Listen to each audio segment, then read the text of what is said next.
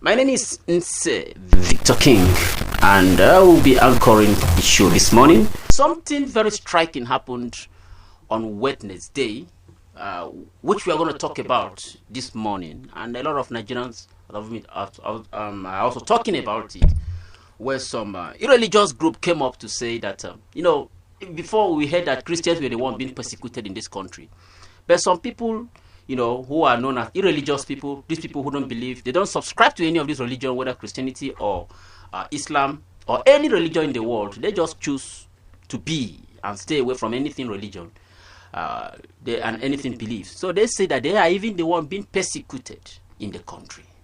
That really struck me, and we are all like, where is this coming from?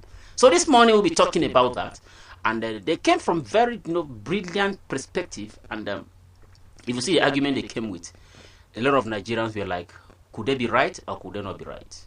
This morning, we'll be talking about that. And with me is Mazi Destiny Anthony, our regular analyst. And of course, I know he's an expert when it comes to things like this. And that is why he's been invited to break this down to see, is it actually true that the religious people are persecuted, so to speak, or nobody talks about them, nobody cares about them, or they're actually the one at the receiving end, this morning. So we'll be talking about that now.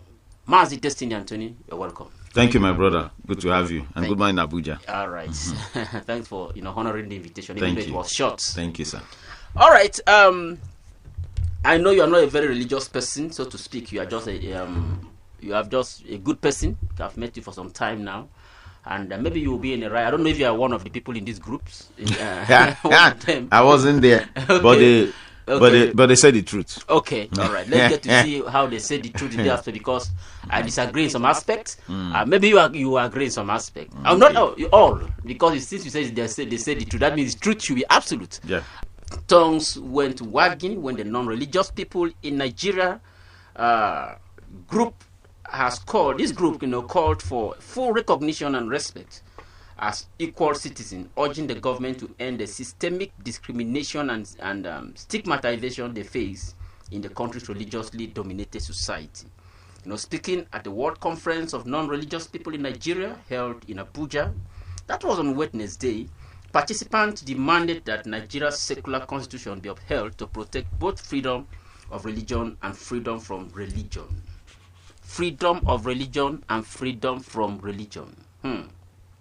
Now, delivering the keynote address, Obasi Ikechukwu Esquire, one of the lawyers there, examined the legal foundations and constitutional rights of non-religious citizens. He emphasized that Section 38, subsection 1 of the Nigerian Constitution guarantees freedom of thought, conscience, and religion, including the right not to belong to any religion at all.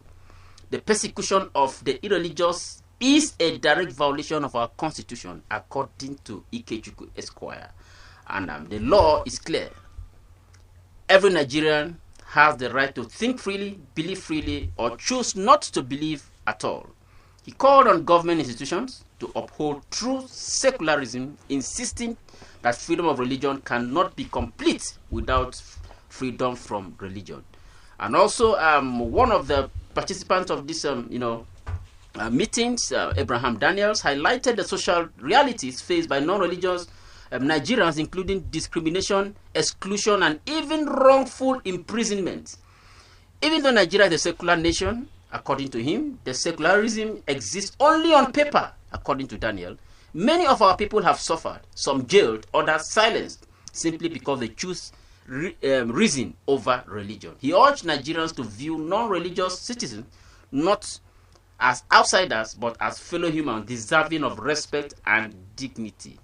And he also went on to say that to be non-religious is not to be immoral. He added, he said, we love not because a holy book commands us to do so, but because our conscience compels it. We have love because we are human. He also talk about eradicating, the educational system, some subjects in our educational system like CRK and IRK that they are indoctrinating even the children of the non-religious. Exactly. So, that was even the reason I decided we talk about this. Yeah.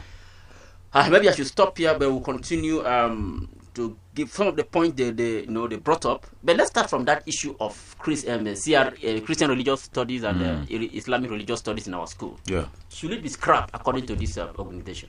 Thank you so much for having me. And this topic is dear one. Since yesterday, I've been a little bit under the weather. But when you sent the topic to me, it looked like health came back. How? Yes, because maybe the Lord taught you. I have seen Muslims, probably in Christian-dominated areas, cry how they are being persecuted. I have seen Christians in Muslim-dominated environment cry how they are being persecuted. People are also persecuted. But our own is double persecution. Everybody, even the other, because the two major religions you have in Nigeria. I've never seen where religious people are being, where they gather, they've been killed. Just the way Christians and Muslims are in most Nigeria. Parts of the country. One of us, Bala. You know how many years Bala spent in prison? Bala Mohammed. Was it Bala Mohammed? Yeah, it's Bala. I think it's Mohammed Bala. Mohammed Bala. Okay. You understand? Now the same thing. Bala Mohammed. So Bala Mohammed sounds like the governor. You understand? Yeah. But you see, the brother Obasi made a point.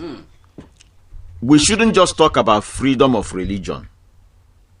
Okay. Everybody must also have that freedom to be free from religion if you don't want. Okay. Everybody mustn't. I don't pray. There are people this morning, they've prayed. Abi? I don't wake up or I have problem, I say I'm praying. So how do you exist without... No, I'm a human being.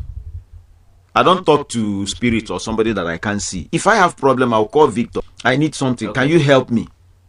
You see, this religious thing has really affected us as a nation. I will come to the subject that we mentioned, CRK and Islamic studies and so on. Okay. But you see, the energy we would have used in loving ourselves as human, we are pouring it into loving a being that we can't see. Because whether you like it or not, religion is all about God or something. You have to worship somebody somewhere who you believe created you, who protects you, who provides for you. Right? Okay. Now, the energy I would have used in loving Victor, now I'm spending it in loving somebody that I don't know.